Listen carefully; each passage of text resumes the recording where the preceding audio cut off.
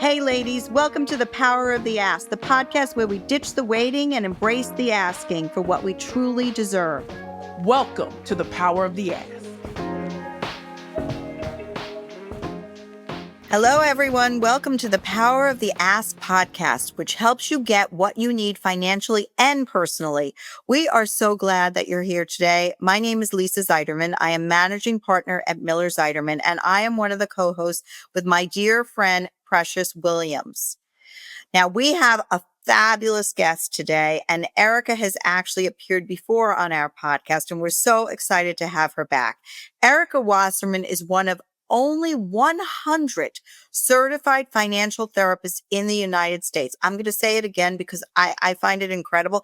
She is one of 100 certified financial therapists in the United States, and she is the founder of Your Financial Therapists.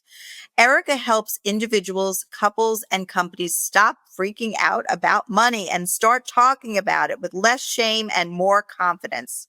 Creator of Let's Talk Finances, conversation cards, including a divorce edition, and the author of the upcoming book, Conversations with Your Financial Therapist, Erika combines honesty, humor, and her signature money mindset method to help people rewrite their money stories. She is a global speaker, a single mom of 3, amazing Erika, and a traveler who has visited 47 countries, proving that money doesn't have to be awkward. We are so excited to have you with us today, Erika. To kick things off, just remind our audience and our new listeners a little bit about the work that you do as a financial therapist, and tell us something that your listeners are not going to find on your bio or your LinkedIn, something that is maybe a little bit more secretive. Wow, Lisa, we're just jumping in with secrets. We are.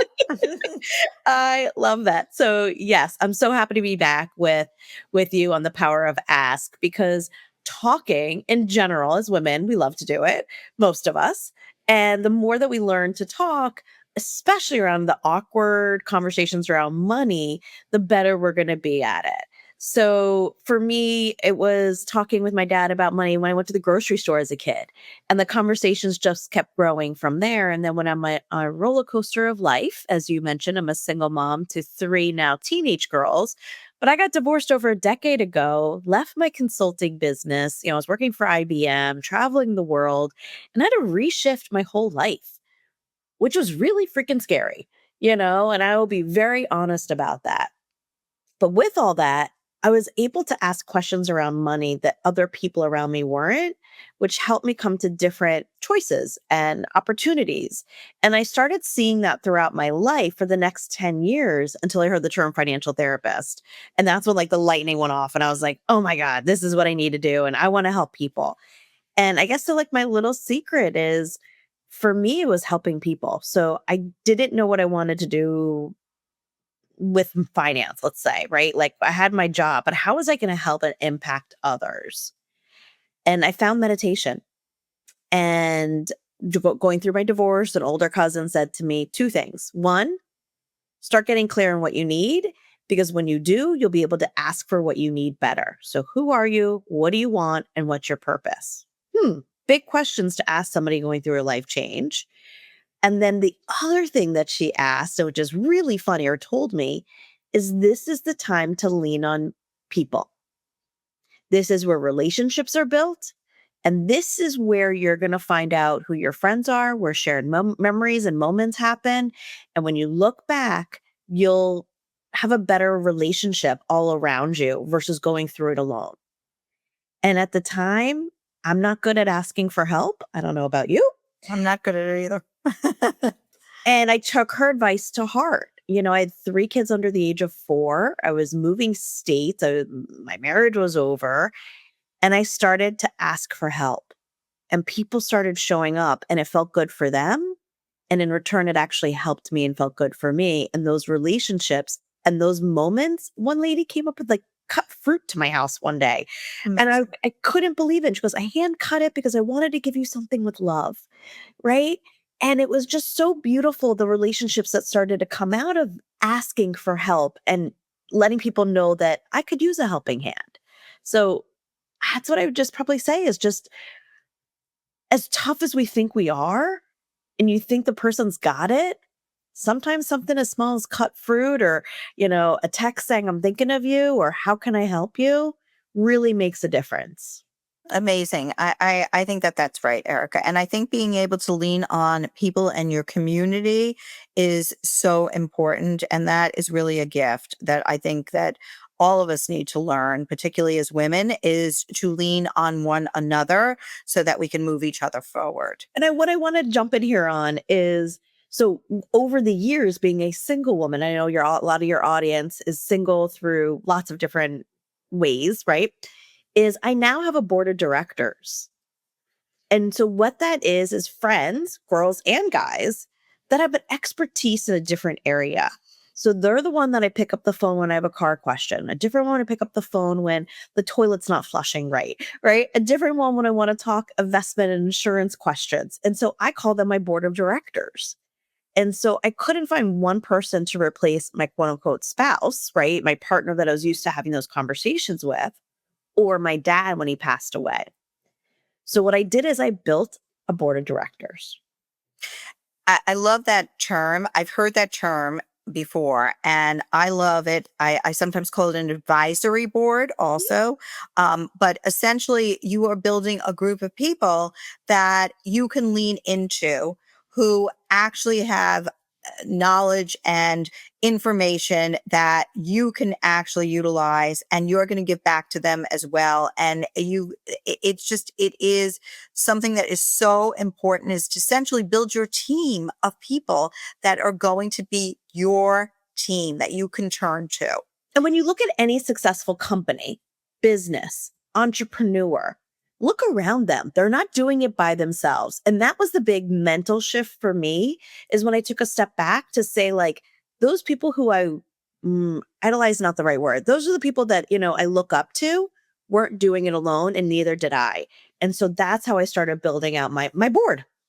I think that's right. And some So people, by the way, were tried and didn't make the cut, and after a year of service, left and were replaced.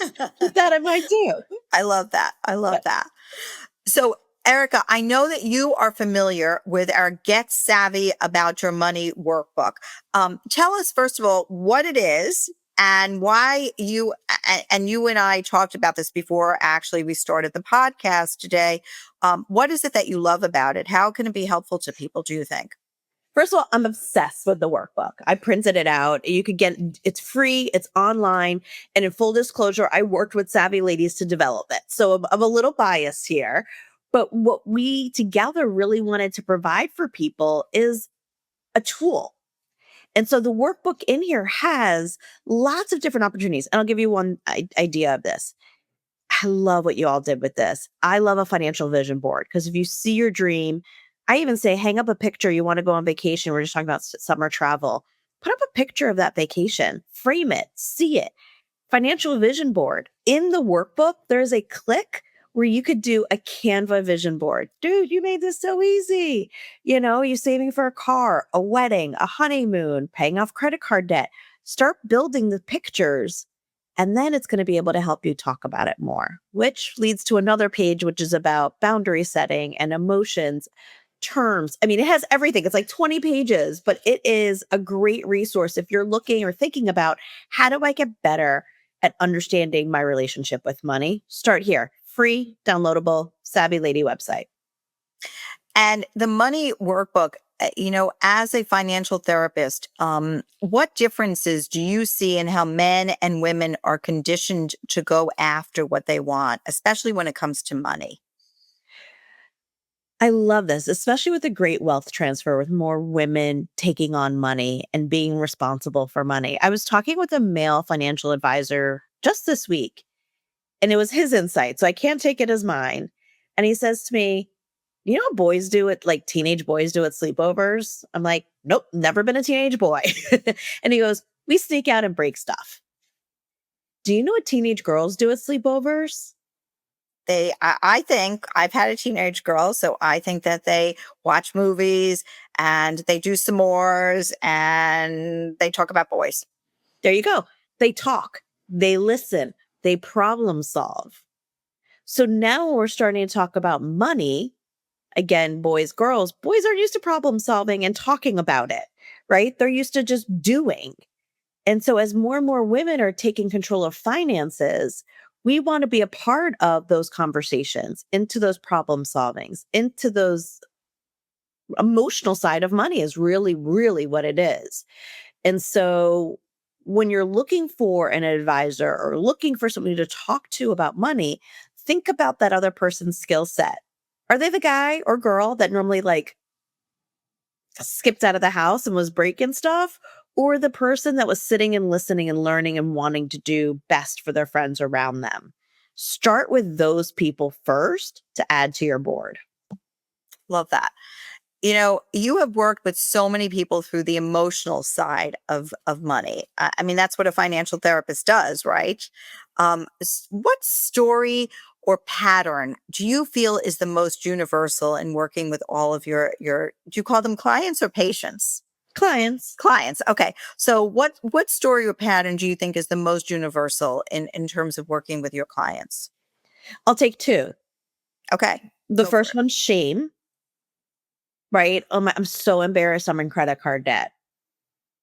I should have known this, right? We won't get into this, right? So shame is number one. The second is confidence. I'm not confident in managing my money. I'm not confident in speaking to a banker. And really what it is you just haven't had practice. So that's like saying, I'm not confident in black belt and karate. That's a fact. You know why? Because I've never taken a karate lesson. Right? Like, so how can I be confident in a skill that I don't know? So that's a great question, and I think that that's really what Savvy Ladies is about, is building a financial literacy world for people, right? So that they can feel confident, they can feel less stressed and less anxious when they are talking about money, when they are having conversations about finances. And I think that these conversations make you not only feel confident, but they also lead to financial literacy and competence in that area. Do you agree? Totally. And I'll plug the workbook again because there are word searches and word matches. So that way you could start learning some of these terms that you might not be as familiar with or want to test yourself on, or do it with like your teenage kids. Sit at the table. I've done this before as a workshop and had the kids do their match their terms on finances. So if you're looking to get better at something, Savvy Lady has a tool for you, and there's so many others that are out there. But just start learning the basics. Again, I don't know why I picked karate today. Normally I do running. But like let's start with like the white belt.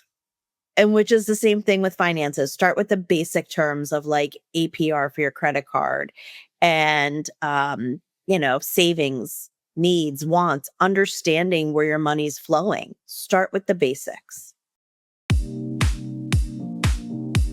Ladies, are you ready to take control of your future? Do you dream of financial stability, freedom, and a life that truly deserves you? For over 20 years, Savvy Ladies has empowered women from all walks of life to make smart financial choices, achieve our goals, and build a brighter future. We built Savvy Ladies as a community of women supporting women.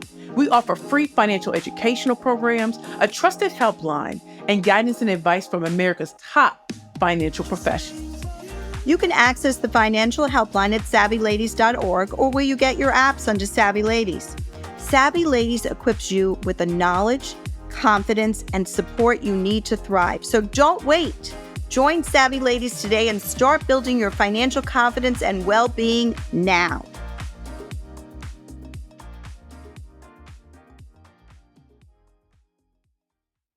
Let's talk about boundaries. In the Savvy Ladies workbook, Get Savvy About Your Money, there's a whole chapter focused on this area of boundaries.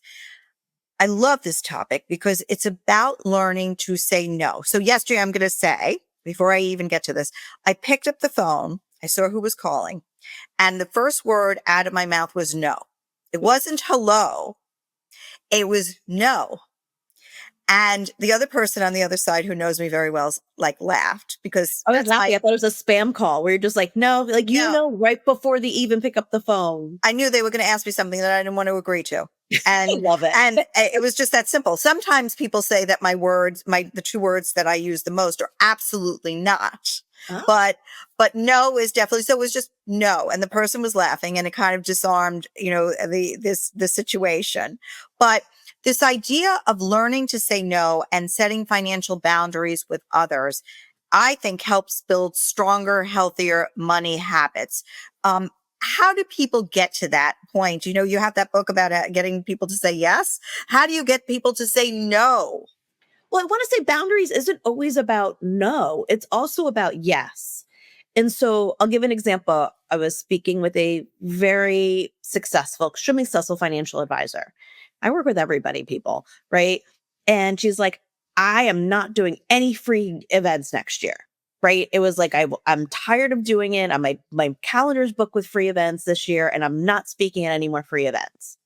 And then we started talking about the events and the people that are at the events and what she wants to give back.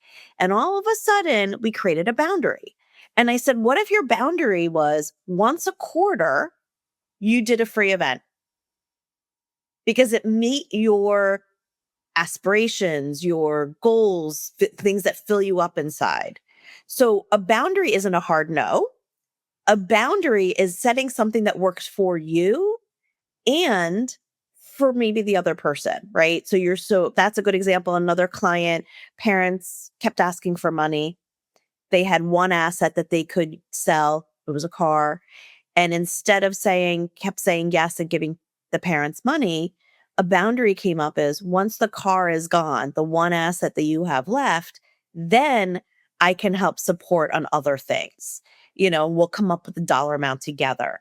So boundary is setting, just like with eating, right? I'm going to eat dessert one day a week, 7 days a week, generally not.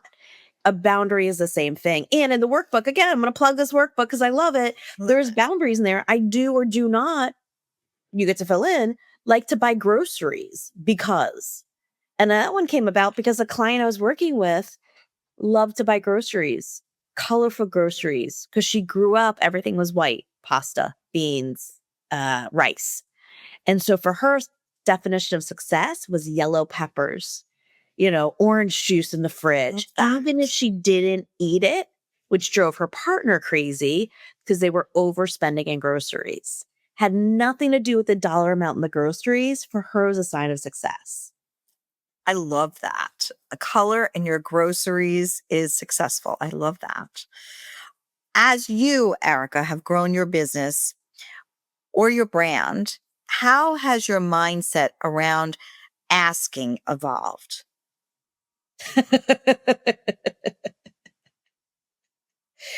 It is a skill that I am still working on. In the beginning of the podcast, we talked about I'm learning it, and that was 14 years ago, right? So I am still learning how to ask. And what I'm learning to ask is to ask clearly.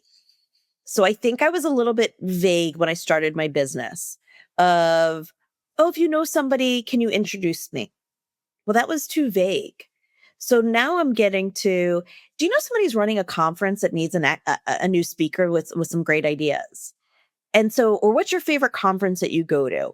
And now the ask is a little bit more specific to help that person fulfill my need. So the advice there is getting more specific so that they can help you better. So it's about targeting. Yes, right? but I didn't understand that in the beginning. I was like too shy to be like, oh, thank you. No, I'm okay. Or if you hear of something, that would be great. That didn't give them an action or enough information to actually help. And the crazy thing is, most people like helping. It's very interesting. I always, so I run a matrimonial firm, and I always say, don't send a letter or an email or go to court or do anything without knowing what you're going to ask for. Put your ask out there because nobody's going to guess what you want. You need to be asking for something when you're actually writing, speaking, doing. So I think it's very important that people learn to do that. And here's a cool thing, because we're friends and we're having very open dialogue with our people here. I met Barbara Corcoran at a speaking engagement, Shark from Shark Tank, right? Mhm. And I spoke afterwards. She got on stage and spoke. We got to meet backstage. And she said to me, let's stay in touch. She thought I was a spark of sunshine, whatever. I have no idea. But if you're going to ask me to stay in touch, we're staying in touch. So her assistant and I were going back and forth. And I'm like, oh, I'll be in New York. And my ask wasn't clear what I wanted from her. The assistant said to me, "What's your ask? What can we help you with?" And I sat on it for a month. I'm being very real. I spoke with a lot of people because I wanted to make sure I got the ask right. And because you get one chance with somebody like that. So my ask was a give. I said, I would like to come and support your companies, your investors, and run a workshop on unlocking your money mindset. So first was a give, and then was a get for me. Will you endorse my book? Guess what? You got it. The ask was clear, and she endorsed the book. That's fabulous. And that is the exact lesson that we are trying to get to, essentially, right? Is make your ask clear so that people know what you really want. Have that conversation, take the savvy pledge to have that money conversation or any conversation so that you can get to that next step and move forward. I But think that's so here's what I important. realized, and I did human design for those of you that are into that. I am somebody who likes an invitation. So if that assistant didn't say to me, "What is your ask?" we'd still be dancing around. Oh my goodness. Yeah. I would have That's missed that opportunity. mhm. I love that savvy ladies putting that invitation out there. So take that as your invitation to make an ask. I love that. That's the power of the ask, right? Mhm. So that's what we're all about at Savvy Ladies. Conversations with your financial therapist, stories and scripts to grow your money mindset is the title of your upcoming book, which I can't wait to read. This is such an exciting milestone for you. What inspired you, Erika, to write this? And what is it that you're hoping that people think, feel, and talk about money after they've actually read your book? So we're back to I like an invitation, right? And the power of ask. Wiley Publishing came and asked me. And again, I don't know if I would have written it when they came to me about a year and a half ago then. But because of the power of ask, I said yes. And what do I want to get out of it? I was fortunate to have a background where talking about money was normal. I thought every house was like that. That's what I knew. That was my experience. And as I got older and talked to many people, clearly that's not the case. So I created a book, but I'm also an avid reader. So I wanted people the book that they could actually read and enjoy little stories in there. So I created the book with 7 characters. And so there's everybody from Madison and Gabe and Jose, and like you meet them at different parts of their life. And I take them through life's journeys. And the first one is when Madison at 19 gets a nail in her tire. Oh, guess what? Car dealership. The guy's like, a car service guy's like, here, you need 4 new tires. It's $1,000. Madison has like $37 in her checking account at 19. Don't worry, here's your credit card and we'll throw in free tire rotation, something like that. And that's how credit card debt starts for Madison. So I do storytelling with the books. I wanted to make it really relatable.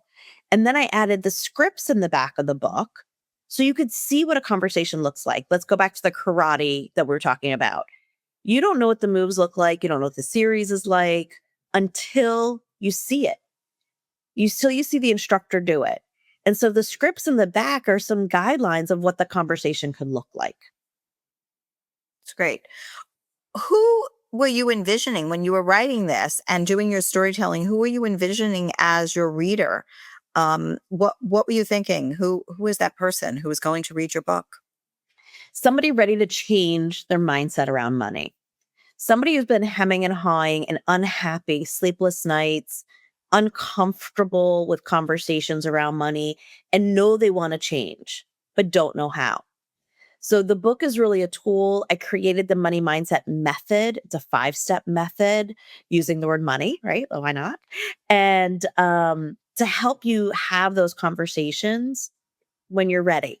So this is a book for people who are thinking about being ready or are ready to take their conversations to the next level.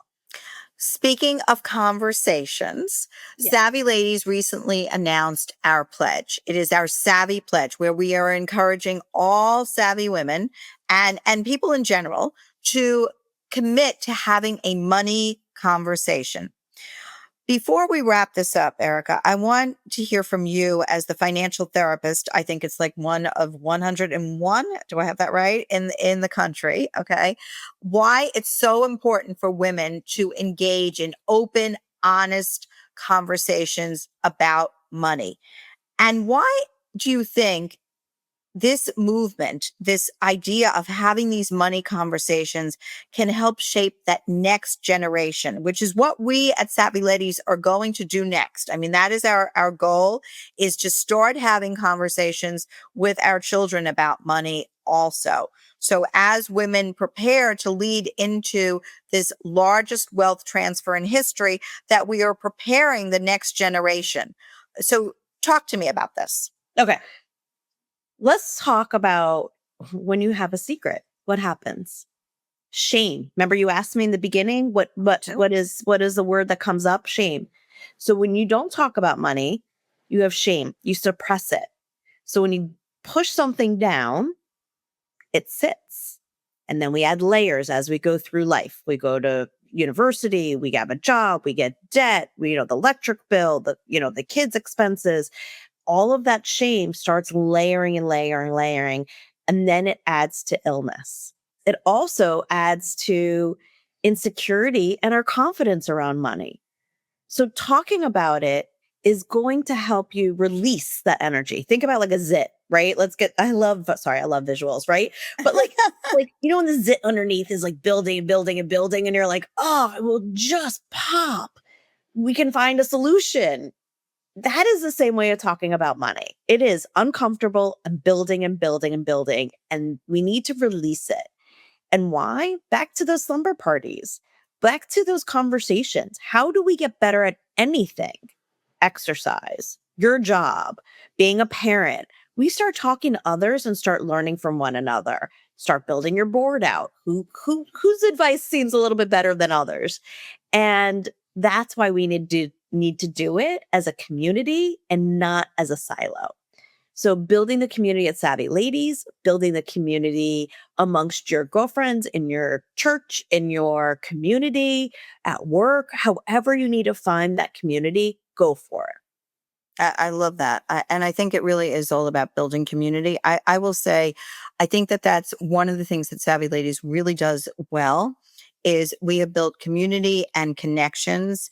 And I could see how women have been helping to move each other forward by building those connections in that community. And it's a beautiful thing, frankly, to watch. We raise each other up, right? We do.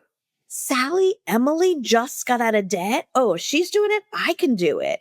That, Barbara did this. Like, we started putting names and faces to people.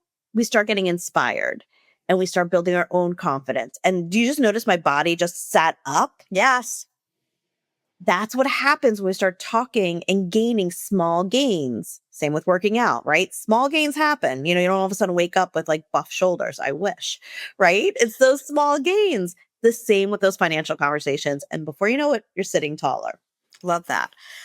All right. We ask a question, and you've been asked this question before, actually. It's a question that we ask all our guests. And I think there's so many answers that you particularly could give. But why is the power of the ask crucial to women, especially financially? And I'm going to put a little added pressure as a financial therapist. Why do you think this is so important, Erika? Whatever you're doing right now, you're getting better at.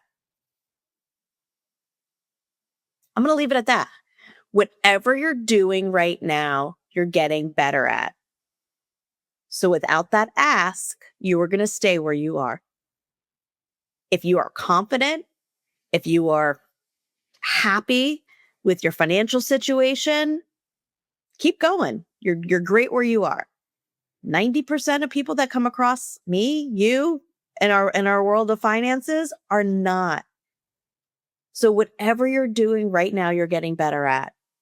If you want to change that, take the pledge. Take the Savvy Lady pledge and start with an ask. I love that. So everyone go to our website, take the Savvy Ladies pledge. It's on the website. There is a page for it. Go to our Instagram, take the Savvy pledge. We want to have these money conversations, and we are really starting to have women and basically everyone start to take that money pledge, and we will help you in Savvy Ladies have those money conversations. And Erika, it has been such a pleasure, as it was last time. Always. You and I could talk forever. We could definitely talk forever, and I have such admiration for what you do. I really think it's great.